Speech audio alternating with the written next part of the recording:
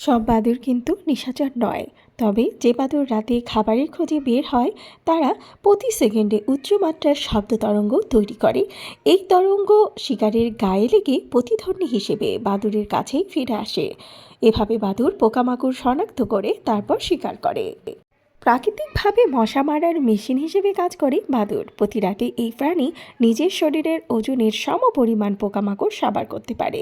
এভাবে পোকার সংখ্যা নিয়ন্ত্রণে সহায়তা করে থাকে এই বাদুড়।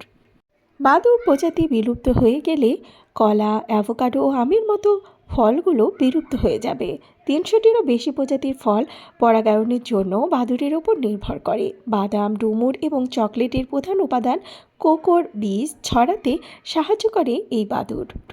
শীতের দেশে কিছু প্রজাতির বাদুড় শীত নিদ্রায় যায়। শীতের দিনে চারপাশ বরফে ছেয়ে গেলে পোকামাকড় তেমন থাকে না, তখন খাবারের অভাব দেখা যায়। তখন গুহার অন্ধকারে বাদুড় শীত ঘুম দেয়। বাদুড় হিম শীতল তাপমাত্রাতেও বেঁচে থাকতে পারে।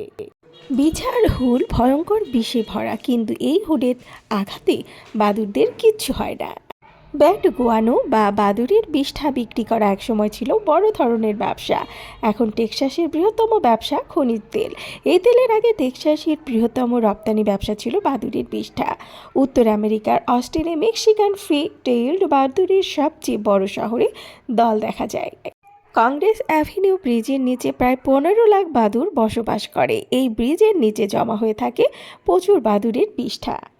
বেশিরভাগ বাদুড়ই বছরে মাত্র একটা বাচ্চা দেয় এবং মা বাদুড় হাজার হাজার বা লাখ লাখ বাদুড়ের মধ্য থেকে নিজের ছানাকে খুঁজে বের করতে পারে। এরা কণ্ঠ শুনে বা ঘ্রাণ শুকিয়ে নিজের বাচ্চাকে খুঁজে পায়।